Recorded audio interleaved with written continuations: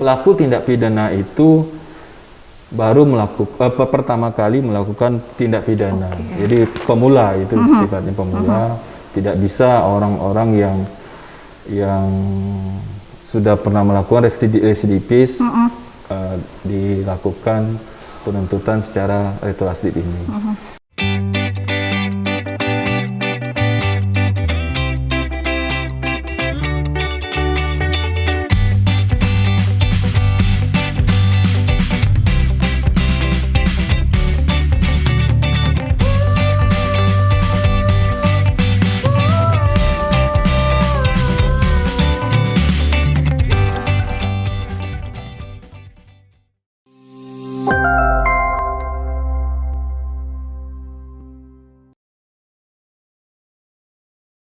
Halo Sobat Mako, apa kabar? Senang sekali rasanya saya Vivin Citra bisa hadir kembali menemani Sobat Mako tentunya. Dan kali ini saya sedang berada di Kejaksaan Negeri Kota Malang. Dan Citra sudah bersama dengan Kepala Kejari Kejaksaan Kota Malang, ada Bapak Suhandi SHMH. Apa kabar Bapak? Baik Mbak Citra. Sehat ya? Alhamdulillah sehat. Semangatnya, auranya udah kelihatan gitu ya. Saya grogi nih menghadapi Mbak Citra. Saya yang harusnya grogi. Tapi sebelumnya terima kasih banyak Pak atas waktunya memberikan kami kesempatan kesini untuk bisa ngobrol gitu ya. Kebetulan kan memang di Malang sudah lama Bapak? Baru 2 bulan saya, 2 bulan lebih 10 hari lah. Asli Malang? Asli Bengkulu saya. Oh Bengkulu, luar Jawa ya. Berada di Kota Malang, bagaimana penyesuaiannya? Makanan aman? Aman sekali. Saya sekarang 2 bulan lebih, kayaknya udah naik 2 kilo deh. Udah naik, berarti cocok ini ya, berarti di Cocok Malang sekali ya. di Malang, Oke Kalau Bapak. ada yang mengatakan Malang tempatnya kuliner, Benar gitu. Harus coba. Berarti bakso sudah aman? Sudah dicoba? Bakso sudah kita Sudah coba. ya. Oke. Kemarin ada request katanya sambal cak uut ya. Oh itu harus dicoba, bener. Kalau yang doyan pedas harus coba Pak. Kalau nggak suka pedas, hati-hati aja begitu ya.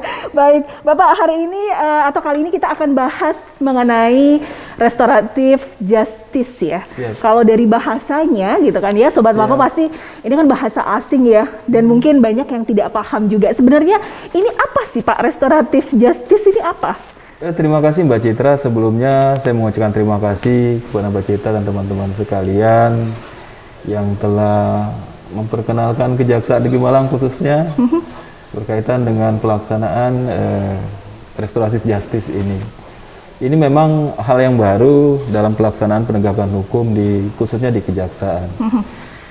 Kejaksaan sebagai lembaga pemerintahan yang melaksanakan kekuasaan negara di bidang penuntutan memang mempunyai tugas yang sangat berat dalam mewujudkan adanya kepastian hukum, ketertiban hukum, dan keadilan di tengah-tengah masyarakat. Untuk mewujudkan itu semua, makanya Jaksa Agung mempunyai gagasan bagaimana menegakkan keadilan berdasarkan hati nurani. Menegakkan keadilan berdasarkan hati nurani ini, Jaksa Agung mencoba merubah paradigma penegakan hukum itu dari keadilan retributif atau keadilan yang dimana penghukuman itu hanya berdasarkan pada pembalasan menuju keadilan restoratif ini. Dengan keadilan restoratif ini diharapkan nantinya kasus-kasus yang dianggap ringan, tidak ada lagi mungkin kejadian-kejadian seperti nenek Mina dan sebagainya yang mengusik rasa keadilan masyarakat itu terjadi lagi di tengah-tengah masyarakat. Itu yang diharapkan dengan keadilan berhati nurani ini. Karena dengan hati nurani yang bersih, keadilan itu diharapkan bisa tercapai sesuai dengan cita-cita bagaimana keadilan dan ketertiban hukum di tengah-tengah masyarakat itu bisa berjalan dengan baik. Jadi memang untuk melaksanakan restoratif justice ini memerlukan tanggung jawab yang sangat besar, khususnya bagi jaksa sebagai dominus litis, itu pengendali perkara tindak pidana. Makanya pimpinan dalam hal ini Jaksa Agung mengeluarkan batasan-batasan atau mengeluarkan peraturan berkaitan dengan pelaksanaan restorasi justice ini dalam bentuk peraturan Jaksa Agung nomor 15 tahun 2020. Ini sebagai guidance bagi para jaksa bagaimana melaksanakan restorasi justice ini dalam pelaksanaan penuntutan di pelaksanaan kegiatan penuntutan di Kejaksaan RI khususnya. Yang di dalam peraturan Jaksa Agung nomor 15 tahun 2020 itu yang dimaksud dengan keadilan restoratif itu adalah penyelesaian perkara tindak pidana dengan melibatkan para pelaku, korban, keluarga pelaku, keluarga korban, kemudian pihak-pihak lain yang terkait untuk mencari penyelesaian, mencari formulasi penyelesaian secara adil, yang titik beratnya menekankan pada pemulihan seperti keadaan semula. Jadi bukan merupakan pembalasan. Ada memang batas-batasan tertentu, ya syarat dan ketentuan pasti berlaku loh, Mak. Seperti yang ada pada umumnya kan, semua promosi syarat dan ketentuan pasti ada. Termasuk juga dalam pelaksanaan restorasi justice ini ada beberapa syarat yang ditentukan dalam Perja nomor 15 tahun 2020 ini. Pertama, pelaku tindak pidana itu baru pertama kali melakukan tindak pidana. Jadi pemula itu sifatnya pemula, tidak bisa orang-orang yang sudah pernah melakukan residivis dilakukan penuntutan secara retroaktif ini. Kemudian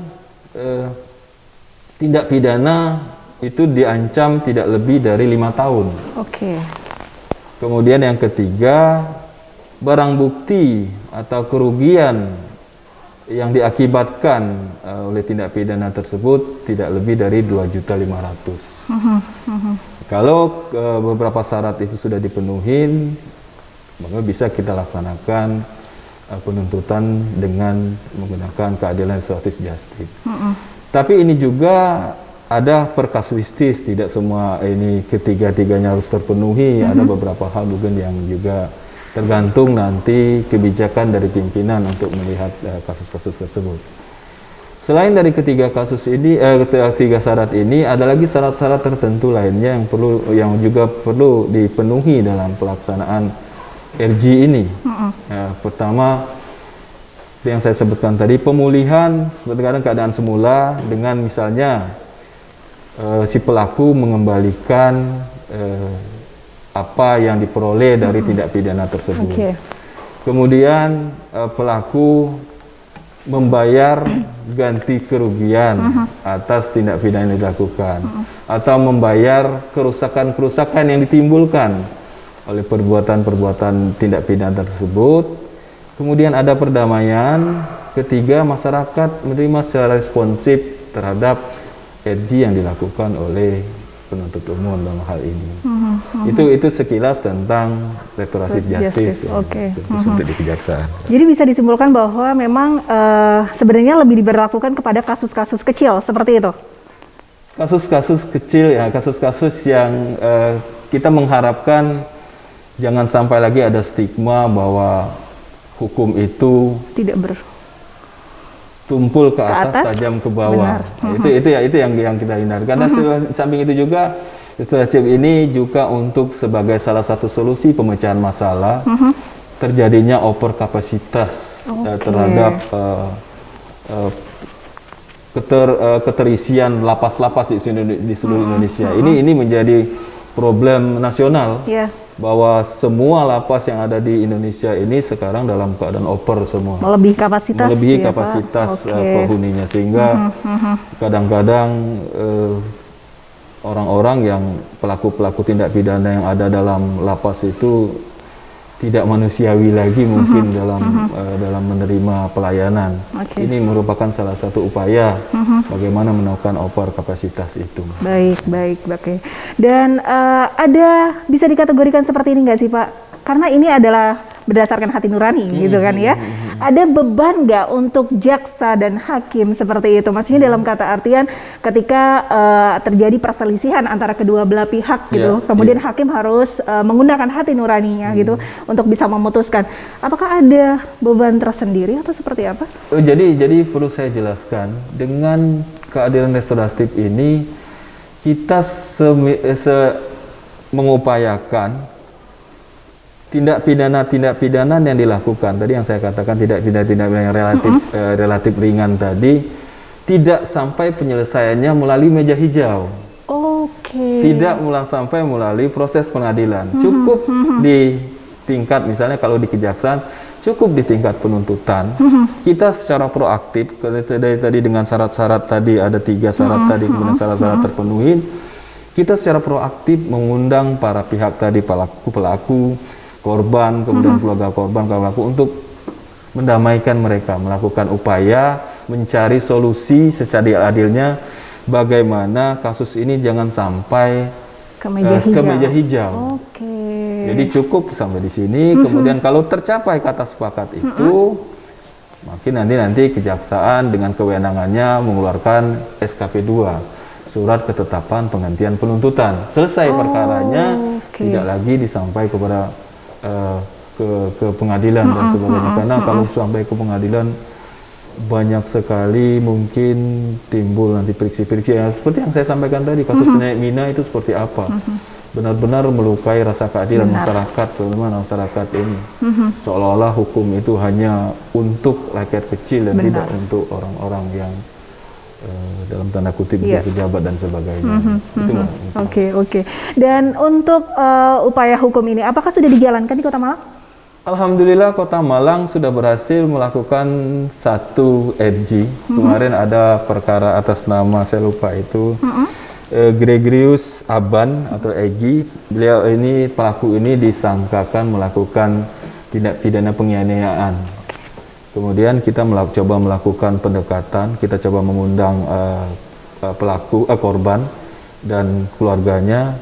Kebetulan juga pada saat itu korban ini sama-sama berasal dari NTT, dan mereka korban ini menyadari juga bagaimana kelangsungan masa depan si pelaku, sehingga dia dengan berbesar hati memaafkan perbuatan yang dilakukan pelaku, sehingga kita lakukan perdamaian.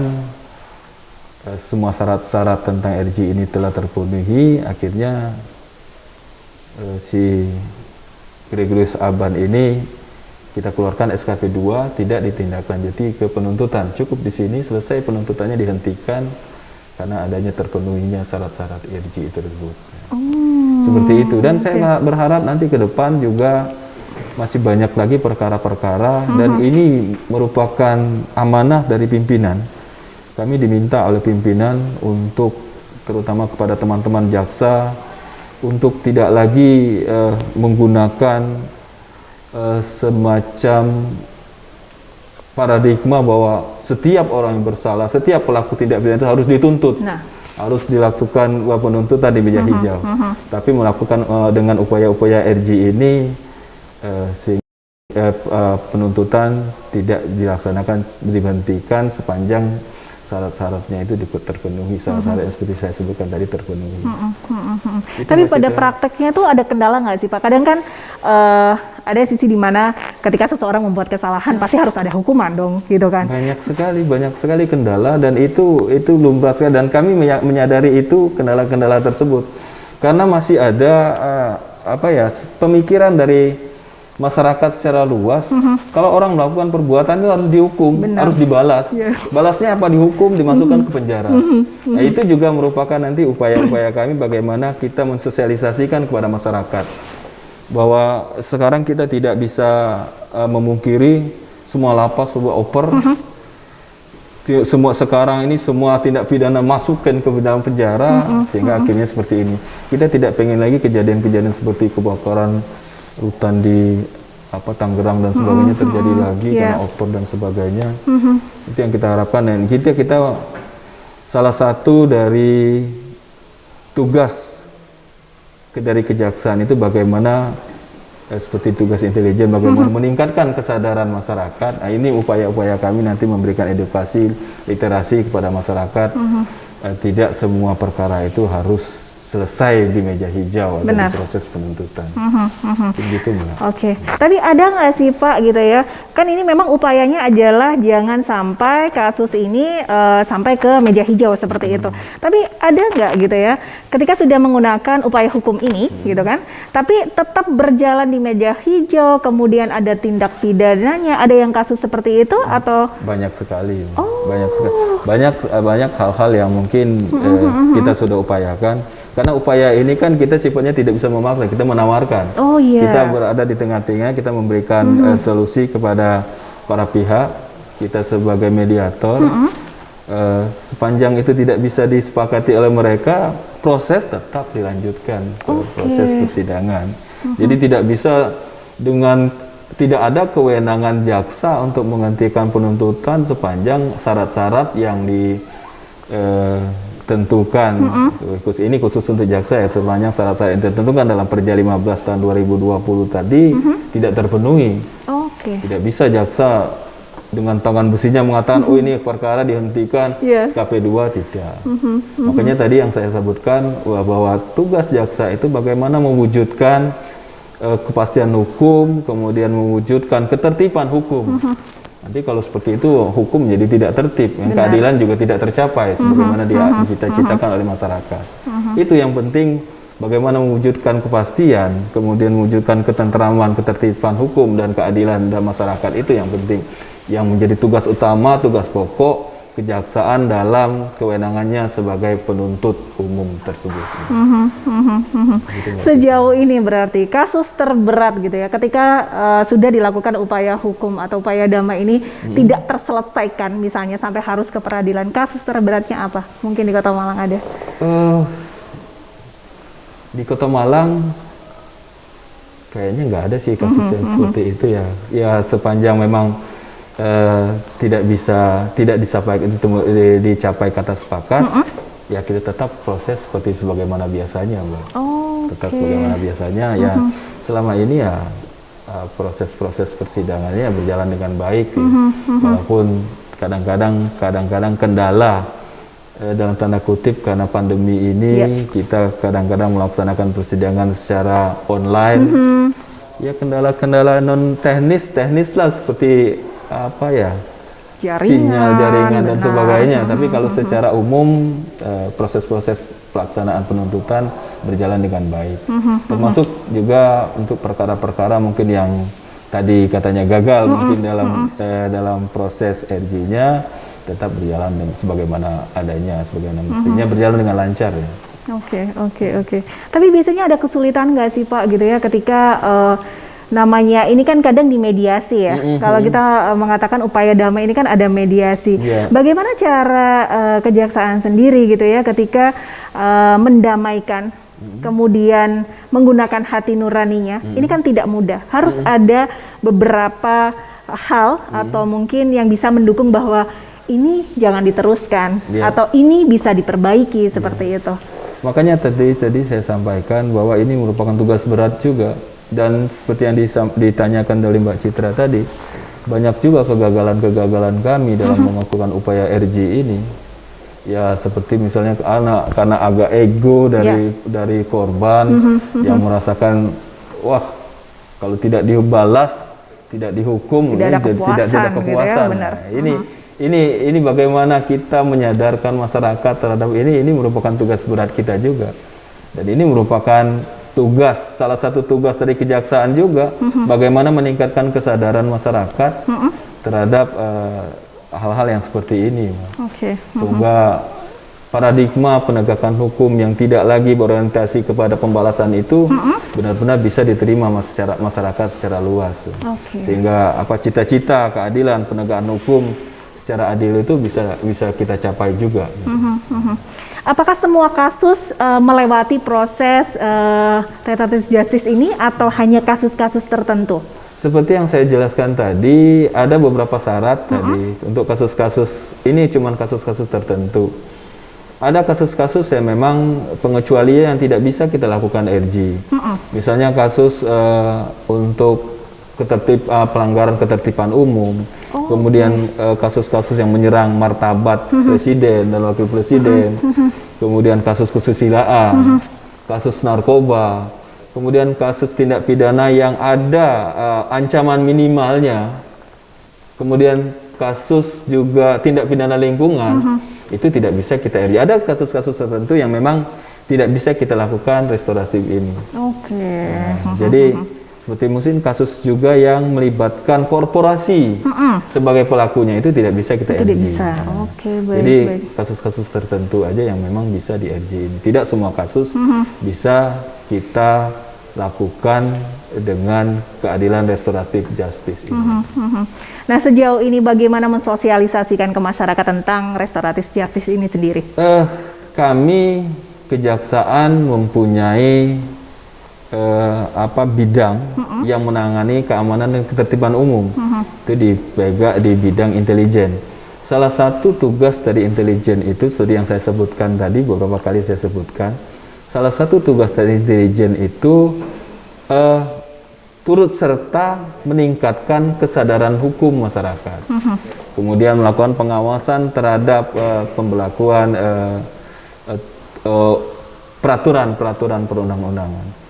Ada beberapa program kami di kejaksaan ini, khususnya program secara umum melakukan penerangan, penyuluhan hukum, kemudian jaksa masuk sekolah, jaksa masuk pasar.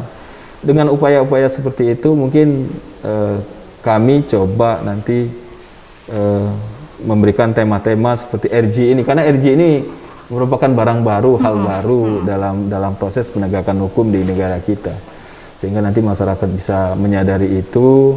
Dan kalau nanti ternyata ada kasus-kasus tindak pidana yang tidak sampai ke meja hijau, hanya sampai ke penuntutan, masyarakat sudah teredukasi bahwa memang benar ada sarana itu untuk melakukan RJ itu.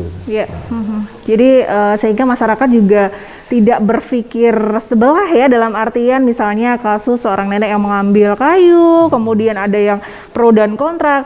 Dengan adanya upaya hukum damai ini, akhirnya kita semua bisa tahu seperti itu ya Pak, bahwa memang tadi sudah dijelaskan juga bahwa hukum itu tidak tajam ke bawah, tumpul ke atas, benar seperti itu ya. Oke, sebenarnya saya pengen ngobrol banyak sih ya, tapi memang karena waktunya juga, mungkin yang terakhir nih Pak, apa yang ingin disampaikan kepada masyarakat khususnya Kota Malang? Saya berharap khususnya terhadap masyarakat Kota Malang, ayo kita mentaati semua peraturan yang ada, terutama ini berkaitan dengan pelaksanaan pandemi ini. Kita memang dibatasi gerak kita, langkah kita, tapi ini semua untuk kebaikan kita semua. Dan yang satu yang perlu diingat kepada masyarakat, kami siap melayani masyarakat. Kami sekarang sedang membangun wilayah bebas dari korupsi. Kami mohon dukungan kepada masyarakat. Kami siap melayani dengan sepenuh hati. Kami siap melayani dengan seperti yang disampaikan tadi, dengan sepenuh hati nurani kami, sehingga apa yang menjadi tugas dan tanggung jawab kami dalam pelaksanaan pelayanan di ini benar-benar bisa mengakomodir apa yang diinginkan oleh masyarakat Malang secara umum nantinya. Baik, sekali lagi terima kasih banyak atas waktunya dan kesempatan untuk kita bisa ngobrol langsung ya Pak ya. Terima kasih Mbak dan Citra. Dan sukses terus. Sukses juga buat Kejaksaan Negeri Kota Malang juga. Salam sehat. Nah, demikianlah Sobat Mako obrolan Citra bersama Kepala Kejaksaan Negeri Kota Malang. Dan yang pastinya semoga informasi yang sudah disampaikan ada manfaatnya untuk kita semuanya. Dan kita ketemu lagi di lain kesempatan dengan tema dan juga narasumber yang berbeda. Akhirnya saya Vivin Citra pamit undur diri. Sampai jumpa.